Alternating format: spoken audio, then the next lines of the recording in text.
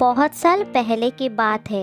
उदयपुर के जंगल में एक दुबला पतला भेड़िया भूख से परेशान होकर चारों तरफ घूम रहा था। कुछ दिन से उसे कोई शिकार नहीं मिला। भूख से उसे चक्कर आने लगा था। जब चारों तरफ कुछ नहीं नजर आया तो वो एक जगह बैठकर घास खाने लगा। उसी समय एक शेर पास से गुजर रहा था। शेर भेड़िए को घास खाते देखकर उसके पास आया और बोला, अरे भाई, ये मैं क्या दिख रहा हूँ? तुम ये क्या कर रहे हो? एक मांसाहारी प्राणी होकर घास खा रहे हो? ये तो मांसाहारी प्राणियों के लिए बहुत ही शर्म की बात है।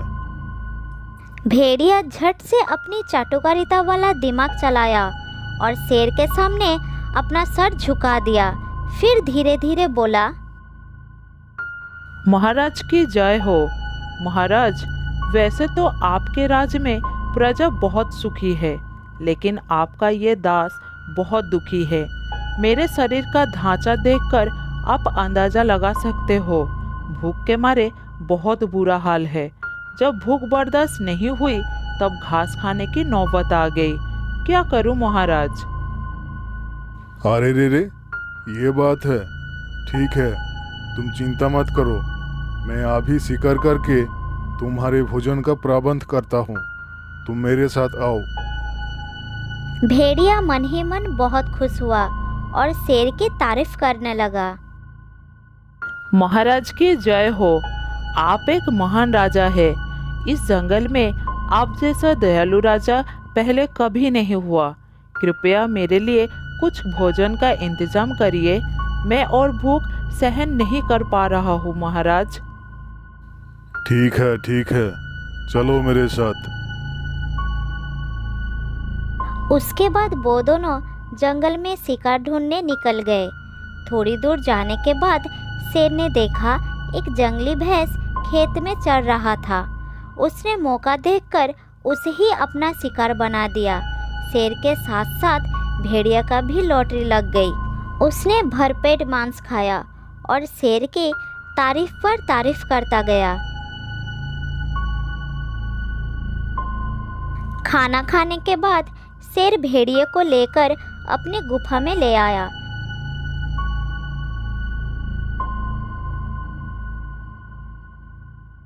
शेर अकेला रहता था। उसने सोचा कि इस भेड़िए को साथ में रख लो तो मेरी सेवा अच्छी तरह से होगा। इधर भेड़िया भी मंत्री बनने का सपना देख चुका था। हुजूर, आप जंगल के राजा है। आपका कोई मंत्री नहीं है। मुझे मंत्री बना लीजिए। मैं आपको अच्छे अच्छे सुझाव दूंगा। आपका बहुत सारा काम मैं कर दूंगा। ठीक है, आज से तुम मेरे मंत्री बन गए। अब हर रोज मुझे सुझाव देना और ऊंची टीले पर चढ़कर शिकार देखकर मुझे सूचित करना। फिर मैं जाऊंगा और उसका शिकार करूंगा। आज से तुम मेरे साथ यही रहोगे और जब मैं शिकार करने जाऊंगा तब तुम मेरे साथ जाओगे। अच्छी बात है महाराज, जैसे आपकी आज्ञा।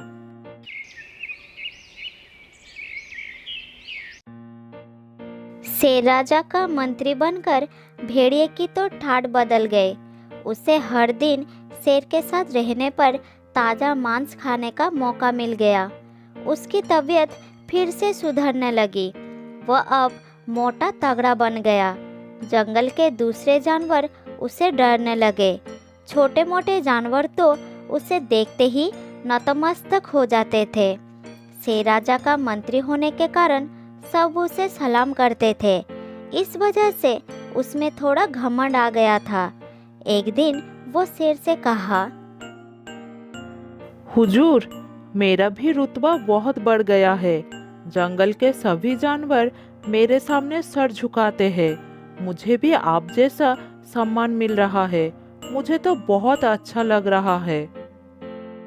हाँ, ये तो होना ही था। तुम मेरे मंत्री जो हो, तुम्हारा शरीर भी अच्छा खासा तगड़ा हो गया है। अब तो तुम्हारी ही जय जयकार होगी।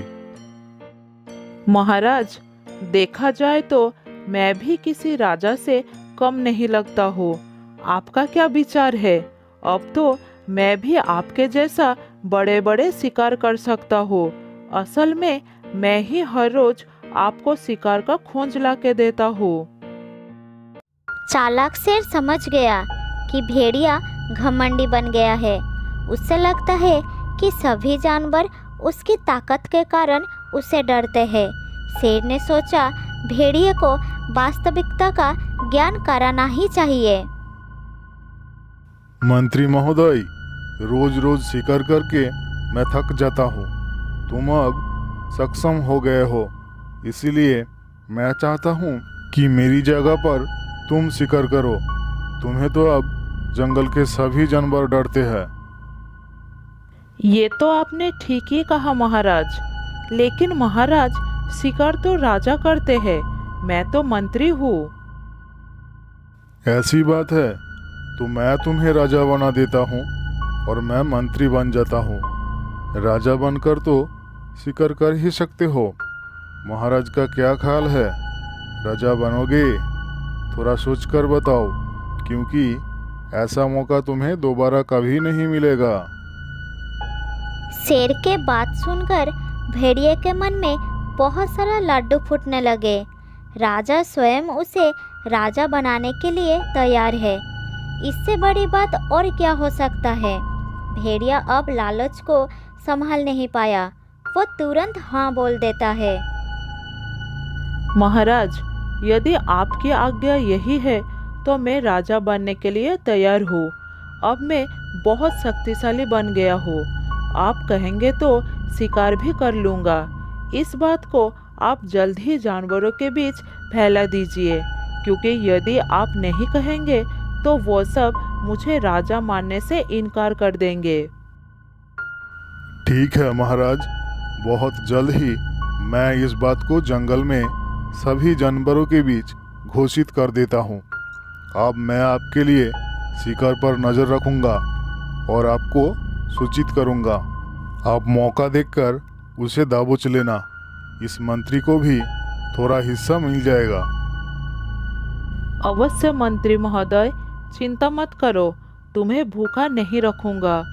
अब से तुम हमेशा मेरे साथ ही रहोगे और शिकार देखते ही तुरंत मुझे सूचित करोगे। जब मेरा पेट भर जाएगा तब मैं तुम्हें अवश्य खाने दूंगा। ठीक है महाराज, अब से मैं आपके साथ ही रहूंगा। आप जो कहेंगे मैं वही करूंगा।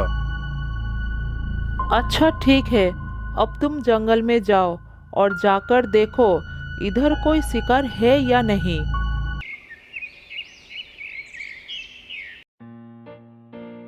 अगले दिन योजना के अनुसार शेर जंगल में गया और वहाँ एक ऊंची टीले पर चढ़कर चारों ओर देखने लगा। कुछ देर बाद शेर को वहाँ एक जंगली भैंस दिखाई पड़ा। फिर वो तुरंत भेड़िए के पास गया और कहा,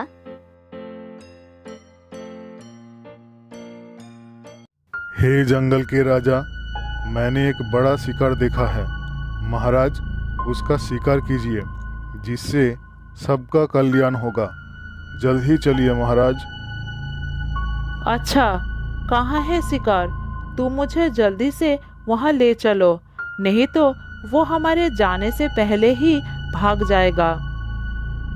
महाराज, मैंने उस शिकार को उस टीले के नीचे देखा है। अब जल्द ही चलिए। शेर की बात सुनकर भेड़िया जल्दी जल्दी उस स्थान पर पहुंचा और भैंस को ध्यान से राजा भेड़िया ने देखा। उससे अपने बल पर बहुत घमंड हो गया था। वो शिकार के करीब पहुंच गया। उसने सोचा, जैसे शेर कूदकर शिकार को मार देता है, वैसे ही मैं इस भैंस को मार दूंगा।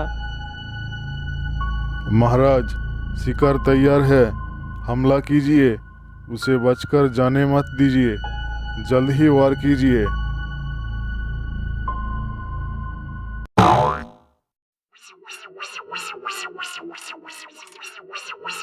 भेड़िया भैंस के ऊपर जैसे ही कूदा, वैसे ही भैंस ने उसे अपने सींग से उठाकर बहुत ऊपर फेंक दिया। जब भेड़िया नीचे आया तब फिर से उठ नहीं पाया। उसका घमंड भी चूर-चूर हो गया था। इसीलिए कहते हैं कि घमंड नहीं करना चाहिए। घमंड करने वाले का घमंड एक दिन अवश्य चूर-चूर हो जाता है। बहुत साल पहले की बात है। शांतिपुर के एक जंगल में राजू नाम का एक खरगोश रहता था। राजू बहुत ही शांत स्वभाव का था। उसका सगी माँ नहीं थी। वो अपनी सौतेली माँ और पिता के साथ रहता था। राजू की माता पिता उसे बहुत नफरत करते थे।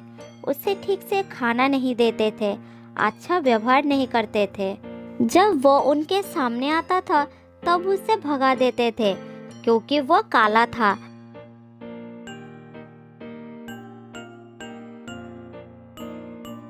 एक दिन राजू की सौतेली माँ उसे पास बुलाया।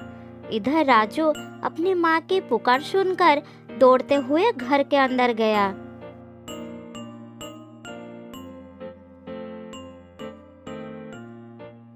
राजू, तुम सुबह सुबह मेरे सामने मत आया करो, बिल्कुल गंदे लगते हो।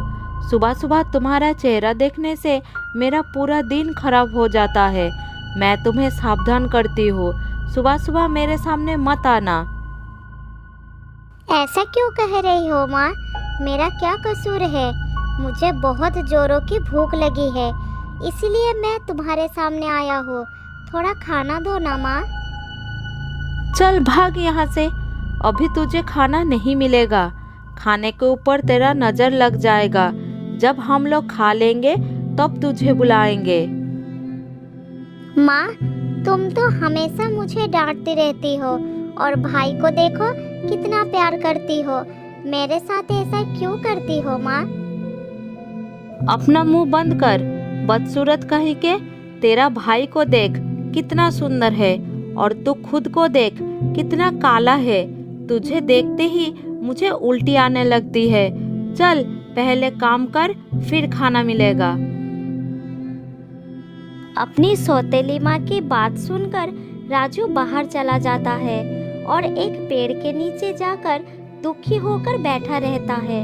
जब घर के सब लोग खाना खा लेते हैं तब उसकी सौतेली माँ उसे बुलाती है।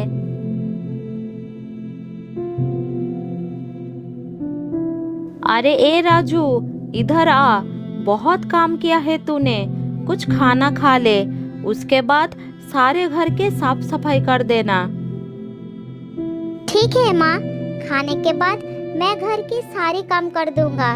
तुम बिल्कुल चिंता मत करना माँ। ऐसा कहकर राजू जब खाना शुरू करता है तब उसे बासी खाना दिखाई देता है। ये क्या माँ, सब तो बासी खाना है। मैं अगर इसे खाऊंगा तो बीमार पड़ जाऊंगा। मुझे आज का खाना दो ना माँ, बहुत भूख लगी है। ज्यादा चपड़ चपड़ मत कर। तुझे खाना है तो खा, नहीं तो भूखा मर। मुझे क्या? और सुन, ये बर्तन साफ कर लेना, मुझे और भी काम है, समझे?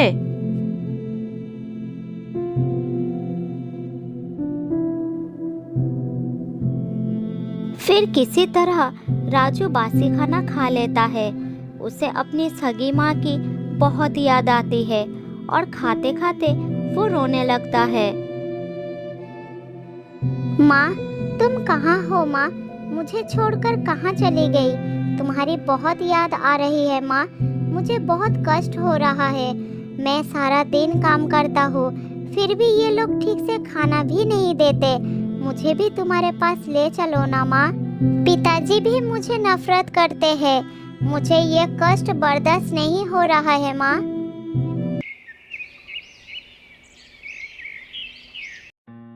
ऐसा ही कुछ दिन बीत जाता है। एक दिन राजू के पिताजी घर के बाहर बैठे थे और उसकी माँ पास नहीं थी।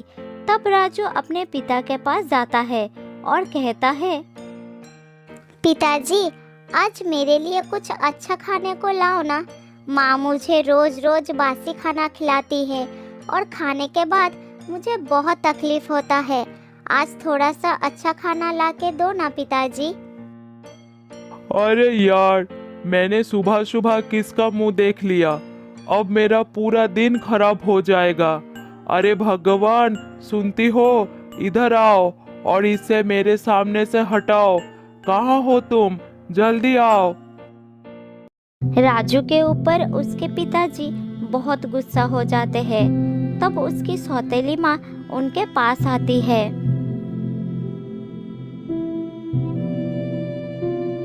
अरे मनहूस, तुझे कितनी बार कहा है कि सुबह सुबह हमारे सामने मत आया कर, लेकिन तू तो सुनता ही नहीं। राजू अपने पिता और माँ की ऐसी बात सुनकर आश्चर्य हो जाता है कि एक सगे बाप अपने बच्चे से नफरत कैसे कर सकता है। फिर वो रोते रोते कहता है, मैं अगर इतना ही बुरा हूँ तो मैं ये घर छोड़कर चला जाता हूँ, आपसे कहीं दूर, हमेशा के लिए, और कभी वापस नहीं आऊंगा। हाँ हाँ, चला जा। तेरे जाने से यहाँ किसी को फर्क नहीं पड़ेगा। कम से कम तेरा मुंह देखने से छुटकारा तो मिलेगा। चल भाग यहाँ से। माँ, मैं भी तुम्हारा ही बेटा हूँ। तुम माँ होकर भी ऐसी बात कैसे कर सकती हो? देखना, एक दिन इसी बेटे पर तुम्हें गर्व होगा। चलता हूँ मैं, पिताजी, मैं चलता हूँ और कभी वापस नहीं आऊंगा। और ऐसा कहकर राजू सच में घर छोड़कर चला जाता है। चलते चलते राजू पास के एक जंगल में पहुंचता है। थोड़ी दूर जाकर एक पेड़ के नीचे बैठ जाता है और कहता है, अच्छा होता अगर मैं मर ही जाता। मेरे माँ बाप मुझसे प्यार भी नहीं करते। जी के भी मेरा क्या फायदा?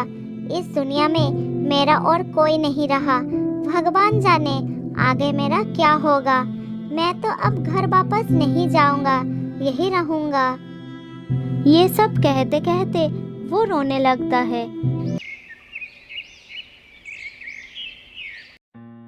इस तरह राजू के कुछ दिन जंगल में बीत जाता है।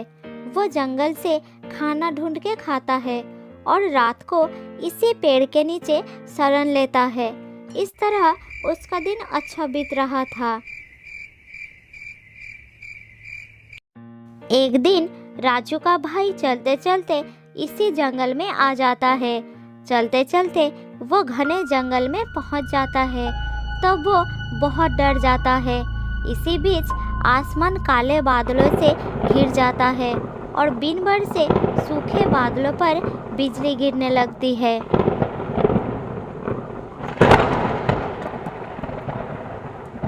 जंगल की सूखी घास पत्तियों पर बिजली गिरने से जंगल में आग लग जाता है और राजू का भाई आग के बीच में फंस जाता है। फिर वो डर के मारे चिल्लाने लगता है, बचाओ बचाओ मुझे, अरे कोई है, मैं आग के बीच में फंस गया हूँ, कोई बचाओ मुझे। देखते ही देखते पूरे जंगल में आग फैल गया। इसी बीच राजू उस पेड़ के नीचे बैठा हुआ था। चीख पुकार सुनकर वो उस तरफ दौड़ा तो देखा कि उसका भाई आग के बीच फंस चुका है।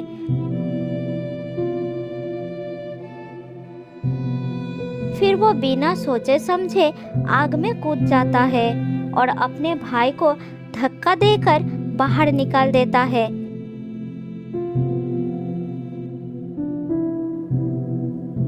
लेकिन वो खुद दुर्भाग्य से आग में फंस जाता है और उसका शरीर आग में जल जाता है। कुछ देर के बाद आग शांत होने पर राजू वही लेटा रहा। उसके भाई ने उसके माँ बाप को तुरंत वहां पर ले आया।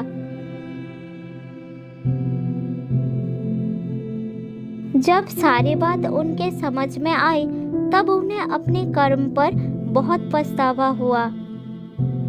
बेटा, मुझे माफ कर दो। मैं ना जाने कितने अत्याचार तुम पर करती रही, लेकिन तुमने अपने भाई को बचाने के लिए खुद अपनी जान की बाजी लगा दी।